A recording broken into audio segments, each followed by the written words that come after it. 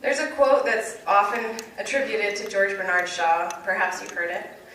Those who say it cannot be done should get out of the way of those who are doing it. We wanted to conclude our time together here at the Green Schools Conference by hearing from these leaders about their exemplary schools, because there is no better way to gain confidence in the fact that change is possible than by hearing from those who are living it today. Our first panelist will be Timothy Baird, Superintendent of the Encinitas Union School District in San Diego County. The district has a long-standing reputation of student achievement and fostering innovative learning opportunities. In his role, Dr. Baird led the implementation of a one-to-one digital learning platform, and his leadership in environmental stewardship initiatives has propelled the district to national recognition for conservation efforts. Our second panelist will be ALISON DIAZ, founder and executive director of Environmental Charter Schools, a network providing meaningful education for youth in underserved communities of South Los Angeles. A teacher and lawyer by training, and mother at heart, ALISON created a new model for educational experiences to inspire the rest of the country. Our third panelist will be Jeff DEIGAN, Executive Director of Prairie Crossing Charter School in Grays Lake, Illinois. In this role, Jeff helps advance the school's mission of creating natural leaders and is also a co-founder and chair of the Integrated Environmental Education, a nonprofit helping groups integrate sustainability and environmental literacy into communities. Our fourth and final panelist is TARACHELL Thomas, principal of Pine Jog Elementary in West Palm Beach, Florida. Originally a science teacher, TARACHELL wanted to expand her capacity to help students and began her path to becoming a principal in 2008. In her current role, she oversees the continued growth of the school's partnership with a local university to provide professional development and science curriculum with a focus on the environment. Rounding out the panel is our moderator, Jenny SEYDEL, as you know, Executive Director of the Green Schools National Network. Please turn your attention to the screen for a short video to learn more about these exemplary schools. At the Green Schools National Network, we believe that sustainability is the driver of innovation in K-12 schools. The Environmental Charter Schools, a growing network of free public schools in underserved communities of South Los Angeles, is ranked in the top 2% of public high schools in the U.S. by U.S. News & World Report. At ECS, 97% of their high school seniors are accepted into four-year colleges. Encinitas Union Schools in San Diego County, California is made up of 9 kindergarten through 6th grade schools. EUSD focuses on 4 pillars to support the development of every child: academic excellence, health and wellness, 21st century learning, and environmental stewardship. Their focus on world-ready traits and skills has expanded teaching and learning to incorporate designing innovations to provide solutions for real-world issues. The mission of Pine Jog Elementary in West Palm Beach, Florida, is to develop a community of environmentally conscious learners who value and respect themselves, others, and the world they share through integrating science, technology, nature, and art. This mission is accomplished through collaborative efforts between the school, the families, Pine Jog Environmental Education Center, and Florida Atlantic University. Since 1999, Prairie Crossing Charter School in Grays Lake, Illinois, engages 500 students in kindergarten through 8th grade in a wide variety of service learning projects that address needs on their campus and in their community. These real-world projects help students understand that the natural and human communities are one, and that as a global citizen, environmental stewardship and civic responsibility go hand in hand. Join us now to learn from the leaders of these schools.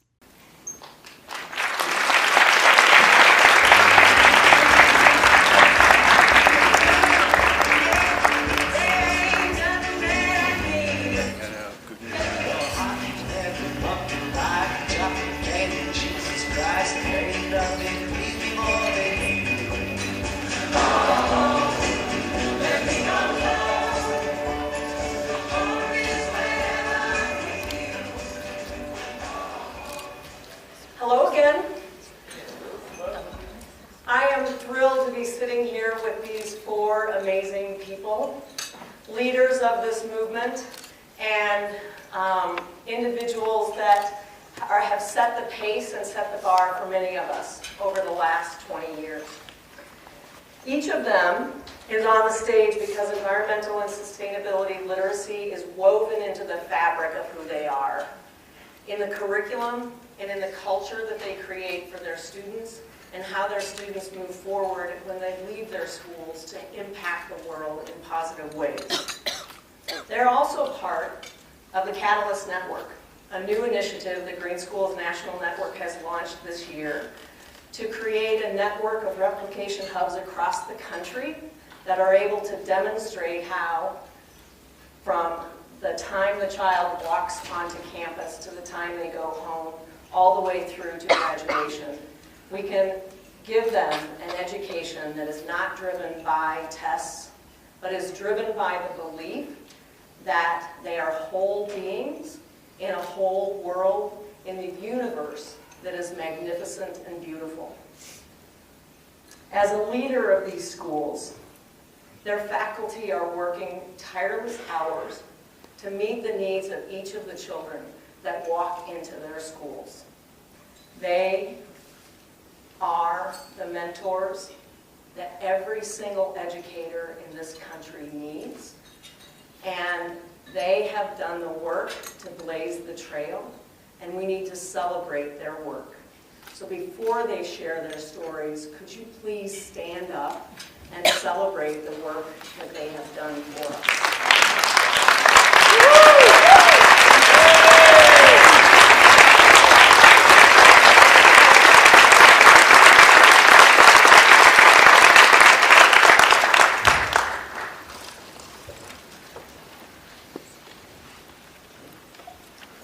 An essential component of our schools that are a part of the Catalyst Network is a shared vision, strong leadership, and a shared vision.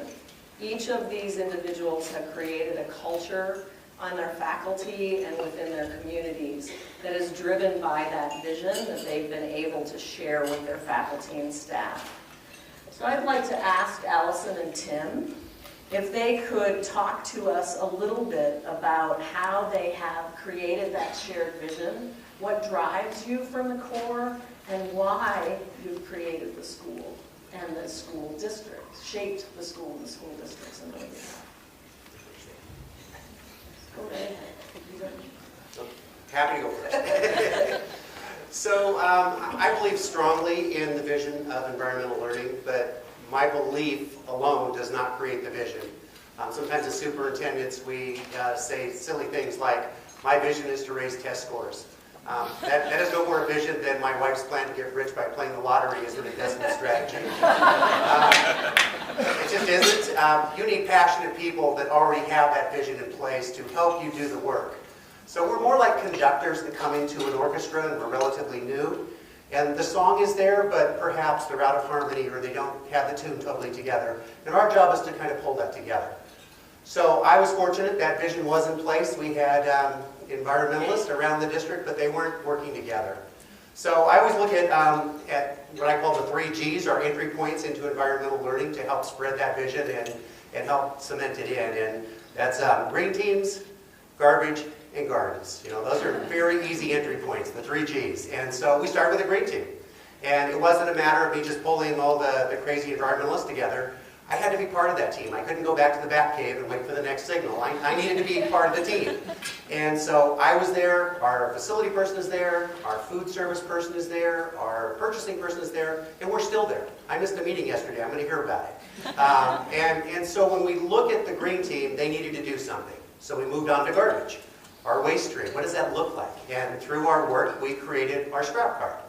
Our scrap cart is a fairly simple tool, but it helped us really rethink how we were recycling. It also helped us reduce our lunchtime waste by 83%, and it saved us about $40,000 in waste hauling. So simple, quick wins are good things. People start paying attention. We then looked at our gardens. We had some gardens in the district, but they needed a little love. So we started changing our focus around, that's the school garden, that's where we go plant things, to that's an outdoor learning space. That's a place where exciting things happen. That's a place where we not only do science, but we can do math, we can read a book. And that changed a lot of the focus around how we used our gardens. We brought those garden people together. We gave them a little love. We showed them, how other gardens were doing it. And now all 9 of our schools have amazing garden spaces, or I should say outdoor learning spaces. We have green teams on every campus, and we're working on the garbage. So those are what we've done. I look at what our work is as, we still need a lot of practice with our orchestra, but I think you'd recognize the tune now. Thank you, Tim. Allison. So, as you heard earlier, I'm a lawyer turned teacher, turned school leader, and now turned leader of leaders. And I share that understanding of, like, now I feel like I need to leave it up to everybody else to do it, and I need to make way for them to do it. And so what I've learned along that way, is that the most important person in the whole puzzle is the learner, whether it is the student learner or the teacher learner or the leader learner. And it's getting that learner to care. And it's getting them to care about local issues that they can make a measurable difference with, and that they can go out and be the change that they want to see. And that doesn't happen without relationships and the people around you and the teams that you build. And so the relationship between the student and the learner is one relationship. It's also the relationship between the teacher and the teacher and the leader and myself. And that all has to be set within a community of learners that are set to a vision to achieve something together, and in a direction around an authentic issue that they all care about. And so again, you got to care about something. And when we first started environmental charter schools, it was about the environment. That's what we thought it was about. But it was unpacking what the word environment meant for us over the last 18 years that's been critical to our success. And so when I think about what that environment means to me, it was never just the natural environment. It was always the human environment as well, and how those two environments mixed together and interacted. And at environmental charter schools, 75% of our students are Latino, 20% are African American, and more than 80% are eligible for free and reduced lunch. And so what's important for me is to tap into the community that we serve and what they really care about, and empower them to lead the change that they want to see and improve the world in which we're living in. And so again, my responsibility is to get out of the way so that we get the success that we want to see. And 97%, as you heard, of our students graduate with the coursework that they graduate admitted into four-year colleges and universities. Because it's up to them, as we get out of the way, to tackle the harder challenge that lie ahead of all of us. Thank you. Pretty inspiring. Imagine having leaders in every school district that felt that way, believed that, and were able to understand the full integration, the connection with the human and the more than human community. That's what we want for all of our students. Unfortunately, we live in an education system that since 1983, there's a reverb up here. Do other people hear it? Yes. Thank you.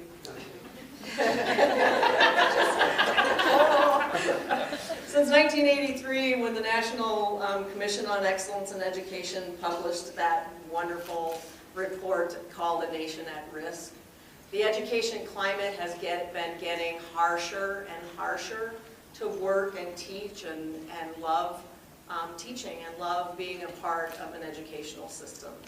The standards and the assessment, I have to say it's the assessment model. It's not the standards that have been set, it's the assessment model that we're now living under, and the accountability model that is not considering the whole child or the full continuum of where children are in their own journey. So we heard from Emily, and we saw from Emily what's possible with a different vision of how children learn and how to motivate a community of learners to get something done and to build something beautiful. So I would like to have Jeff and TARACHELL share some specific examples of how and why project-based learning and place-based learning have allowed you to both meet the rigors of standardized testing, but exceed the expectations of what we have now in our public schools. Well, good afternoon, everyone. I'll start with that passion piece for our students, and as Jenny said, that sometimes testing will drive, or districts will use testing to drive curricula or instruction, and we kind of experienced that a little bit at Pine Jog, and we said we'll play the game that you've given us to play, and we lost. And so we kind of looked back and stepped back as teachers and administrators and parents and kind of said, what worked for us when it was working? And it was when we were making that passion about environmental science, environmental focus, project-based learning, and that love for what we know as educators, and that love for learning and continuous education.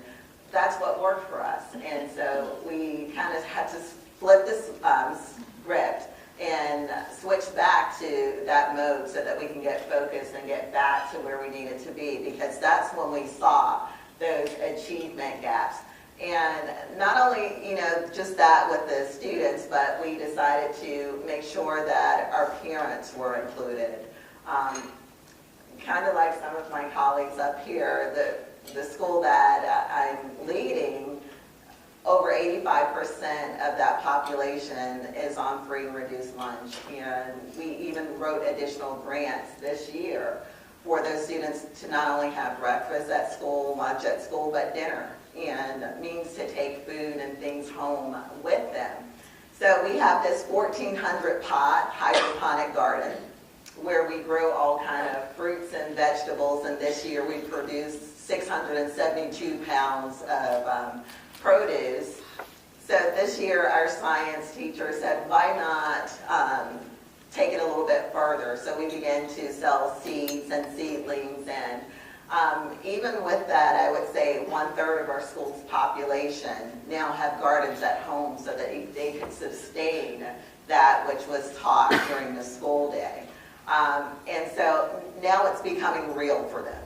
It's becoming real. We included their parents. We kind of do the parent university thing with them. We'll come on campus and don't let the children just tell you about what's happening, but you be a part of it as well. And so now we have 617 volunteers that volunteer on our campus on a regular basis. And so you're probably wondering how many students we have. We have 944 students. So we're only missing 1/3 of those parents, but we're after them because we can't do it without them, and that matters. They matter as well, and that's how that educational piece has turned our school around so that we can achieve those gains that we want and create those environmentalists for our future.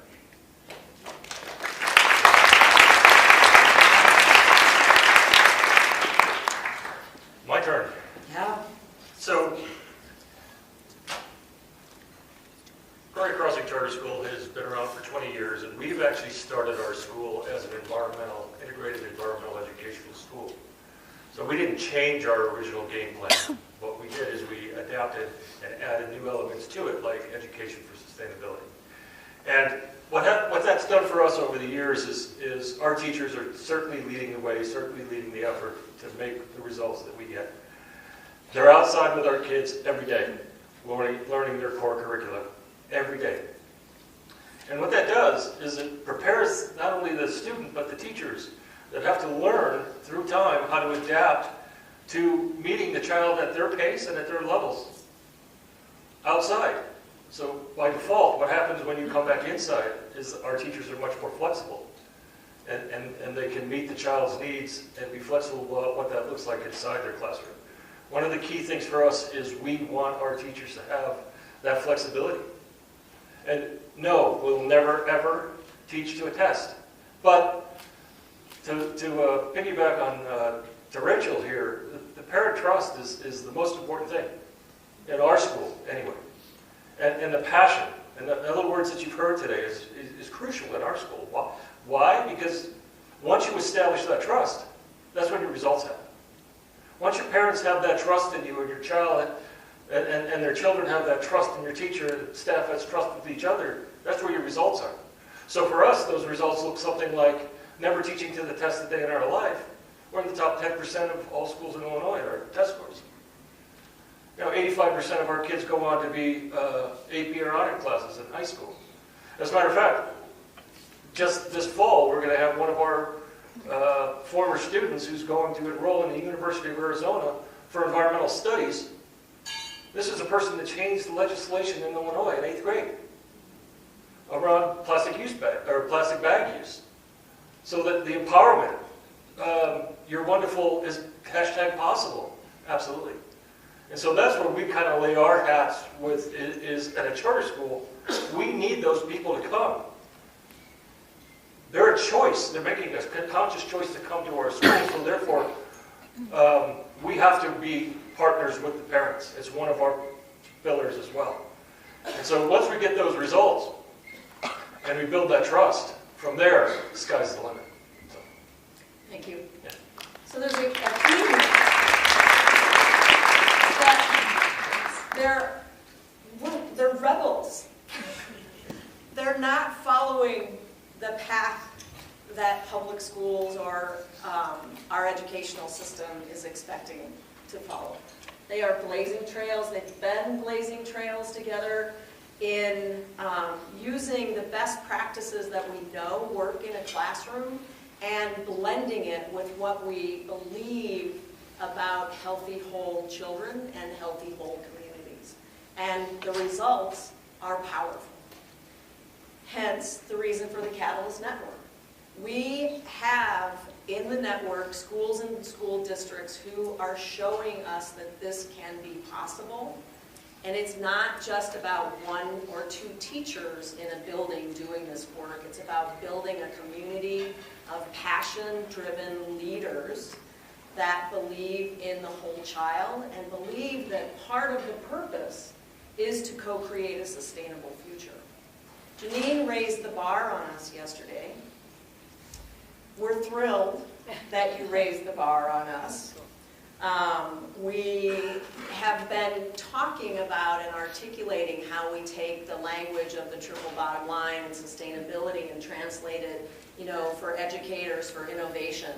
And I believe that that's what's needed at one stage, but I also believe where many of our schools in the Catalyst Network are ready now to blaze the trail of biomimicry and how we can use some of that language. So each of you, I've asked to talk a little bit about or share a story or something from your core that,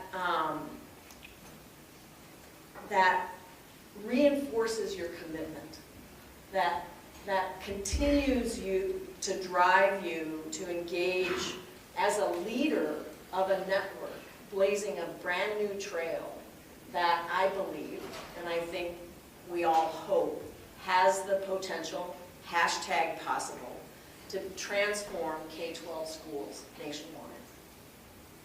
All right, well, I'll start. It all goes back to students. We have amazing, passionate, driven students that can do anything. Tomorrow, we've got 5th grade girls that have planned a community women's march. They've taken out the permits, they've invited local politicians, and they can tell you all about the issues if you choose, if you're coming to the event. So they know what's going on, they know how to make a difference. When you cross that civic activism with the environmental issues in our community, you get some amazing work. My favorite story comes from one of our kindergarten classes. They had visited the lagoon and they had heard about how some of the local birds were eating straws, and that was killing off some of the local birds because straws were in the waste stream. They came back to school and they were incensed to find that we were putting straws in the packet with the spork and the napkin. How can this be? Those that knew how to write letters started writing letters to their principal and to me. Those that didn't learn how to write a letter so they could write letters to their principal and me. Later they came to a school board meeting and they made a passionate plea to our school board. This has to stop. We no longer serve straws. Kids can do anything. So fast forward that to this year. Fourth graders at a different school had heard what these kindergartners had done, but they said, you know, you almost got it, but you didn't get it. What's that plastic wrapper around the rest, the sport, and the thing doing? That is a bundle of waste. Why does that exist? Look how much, they did all the math, they told us how much waste we were putting into the waste stream. The letters started. I have a board meeting on Tuesday, guess who's showing up? I know. And I can guarantee you by next week we probably will not have plastic wrappers around our spork and our napkin. I bet the spork and the napkin disappear soon. Well, they probably will. So let's fast forward to those kindergartners, because they've already had a success. They've upped the bar. They are now first graders, and they are talking to city leaders. They've already presented at the city council, and it's like, why does our city give out straws at all these restaurants and things? Do we need these straws? We need to educate the community. We need to get those straws at least behind the counter. So I can predict that in the very near future, it will be as hard to get a straw as it is to buy SUFFET in the city of Encinitas.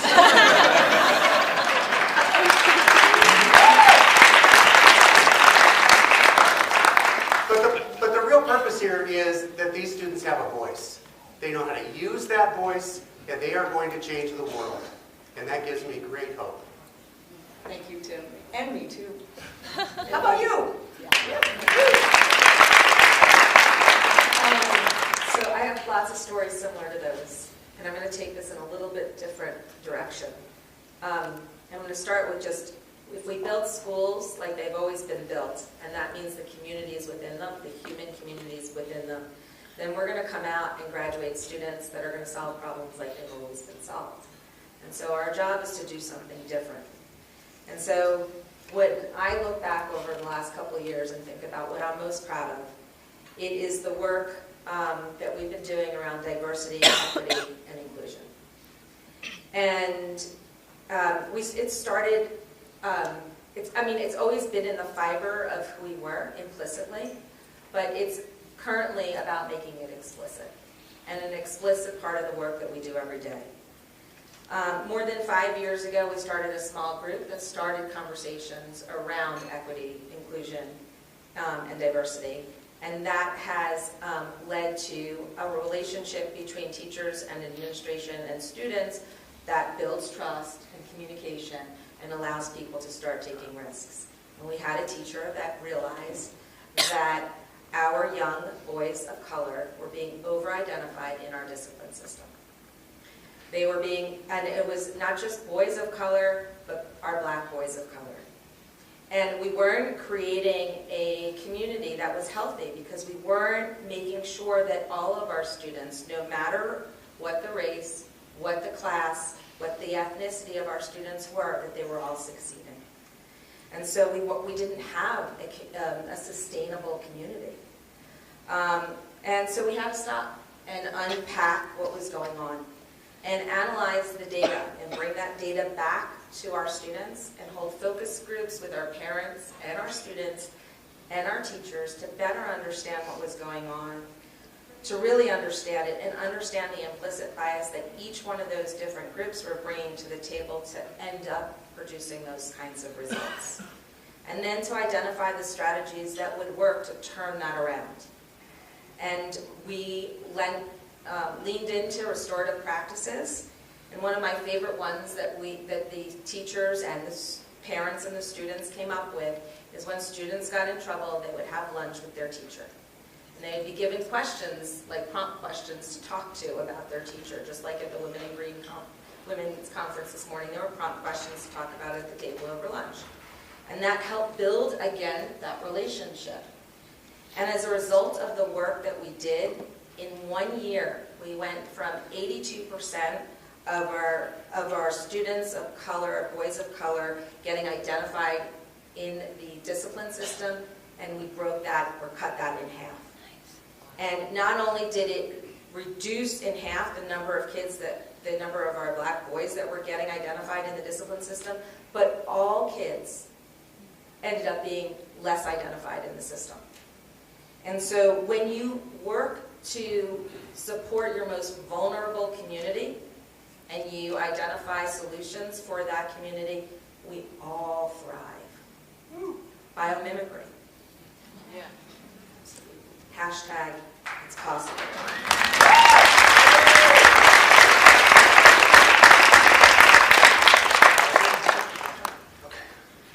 So let me just take it in a different direction. Now you know why they're up here. I'm going to be a catalyst commercial for a second. And again, frame of reference, 20 years in the making, being an environmental school, we thought we had every tool in the toolbox. Not true. And so the Catalyst Network, one of the first things we did in this network is kind of do a self-evaluation of where we were. And so we asked three very simple questions. What do we do well? What do we need to do more of? And what should we consider doing that we don't do? And we asked everybody in our school, every staff member in our school. And overwhelmingly, everyone said, you have to get out from beyond your own curve. Everything you're doing around service learning, problem-based learning, all that stuff is happening in your own little nest. And so how do you expand that? How do we take that and move that to actually help other people? And so we, like you were sharing about building the community, the opportunity to use your service learning projects and your problem-based learning and all that is right in front of you to be a stronger component in your own community, which is by definition a sustainable community. And so what we've done is we've taken the initiative to do some of those service learning projects outside of our curves. And so we're working with local conservation organizations like Chicago Wilderness to help identify the threatened and endangered species that they have on their watch list. And our 7th and 8th graders are the ones in our community and our locale that are teaching and educating and creating action plans for their community. We work with local stormwater management commissions in Lake County, and we help identify and understand the education around how our tributaries could get affected if we don't treat our land the right way. And so we're partnering with the Stormwater Management Commission. You know, we work with the local Audubon Society that our younger kids, our kindergarten, first, second, third graders are working with Audubon societies so that our school property, if we do something on that, can be modeled on what you could do in your backyard to inhabit or to establish better bird habitats. And so you want to talk about outreach and brand and marketing. This is it, guys. You're going to bring attention to your school. You're going to bring attention to your kids. They're not only going to empower them, you're going to start solving some of the problems that are in your own community. Some of the things that Bob Mimricky had talked about yesterday, some of the bad designs that my generation did, our kids are we're going to take this knowledge that they're learning that they can actually empower themselves, change for the better, and do it on real action-oriented projects with problems that exist in their own communities. And the result of that, they're going to be more sustainable communities in the future. They're going to advocate, like you're saying. They're going to create an agency where it almost guarantees that they're going to be environmentally sensitive, environmentally responsible, sustainable for many years to come. And that's exactly what we need. And so the Catalyst Network brought that to our light. So those of you who are wondering if it's worth it, absolutely.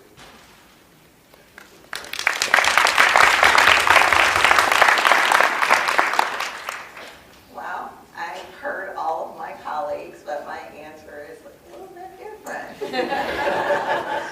We are in the business of children, and I have 2 that live in the house with me, and I was 1 of 2 that lived in the house with my parents, and they're always questioning things and problem solving. And I recall a few weeks ago my daughter saying, "Mom, how many degrees do you have?" And I said 3. She said, "Please act like you at least have 1." And it's because I was in the kitchen and I wasn't problem solving. I was really having a fit. But I realized that as educators, we need to make our passion the passion of the children. And I work at Pine Jog Elementary School, where we have about 944 students and 107 staff members. And I don't know one staff member on that campus who has not adopted a child and helped a child to problem solve or helped a family to problem solve. And their passion in working at this particular site, one of my questions in interviewing them is, why do you want to be here? How are you going to help us to support our green initiative? And that's very important to us because We want to make the passion and learning for science also a passion and a learning for the students that are on the campus. So whether you're cleaning a floor, you're teaching a class, you're answering a phone, you're a part of our green initiative, and we want to pass that passion on to our students. It can't stop with us. It can't stop with me. I remember going to undergrad and I was like, oh, it's a biology major. And I said, I'm going to go work in some sort of lab and, you know, be isolated by myself. And somehow I ended up in a classroom as I was, you know, studying for some MCATs, and I never left because I realized that there was more that I can do by pushing that passion or sharing that passion with young people so that the world that we live in, it sounds kind of cliche, is there when my children become adults. And so if we're not in a place or have a platform for teaching, for sharing that energy, for sharing our passion, for sharing that love for learning and continuous education, we won't have a world. And so I'm encouraging each of you to use your platform of knowledge to share your passion. Hashtag it's possible.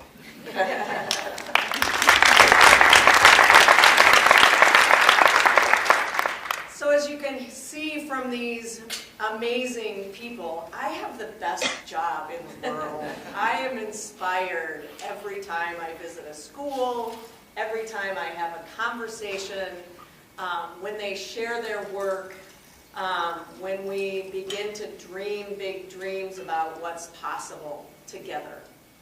And so the shared visions that you've shared with us is going to become a part of our shared collective vision for what's possible in transforming K-12 education. The commitment to engaging students in real-world issues, identifying them and figuring out the solutions for them, and it is absolutely essential. Helping them learn to do real-world work in authentic ways and work together is preparing them for their future. Grounding them and thinking beyond the tests to what they need for their whole life to be able to be good humans, good citizens, is what this work is about. Green, healthy, sustainable schools, when they are implemented, incorporate the human community, civic engagement, the equity issues, the more than human world. We learn to respect and honor, and we develop an identity that goes beyond the human, that incorporates all of us. These people are blazing the trails for us. The purpose of the Catalyst Network is to be able to lift up schools like this, open their doors so you can come and visit and they can share their stories. We are documenting with them. They're each taking on projects. We're documenting best practices. We are using research. We're designing a research and evaluation component. We're going to be creating a roadmap for you. That's the purpose of the Catalyst Network. We're taking the best of the best. They're blazing the trails for us. So we have a path that we can follow that's comfortable and ready for us to change the world, to transform. K-12 schools, 60 million people every day go to work, learn, and play in a school. It's one of the quickest, fastest, most important levers we have in addressing climate change and addressing the issues that we're facing in our future. So thank you for being the leaders of change and providing the passion and the vision for what's possible. Thank you.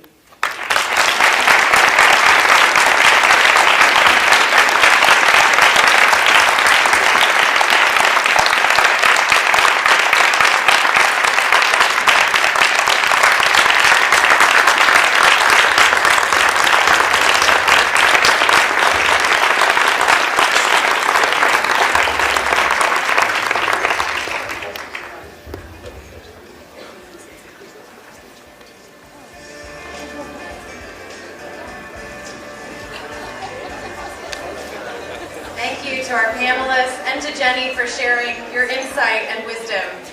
I wanted to thank all of you for joining us here in Denver, and I wanted to thank all of you for joining us each year as you come together. In my mind, this is an incredibly powerful and moving gathering. So I'm thrilled to announce that the Green Schools Conference and Expo is headed to St. Paul, Minnesota. Because in Minnesota, April 8th through 9th in 2019, in partnership with Impact, which is our largest green building conference and expo in the Midwest, so sort of Rocky Mountain Green, but there. So we'll be co-located with them. Safe travels home. I look forward to seeing you next year in St. Paul, Minnesota. Thanks, everyone.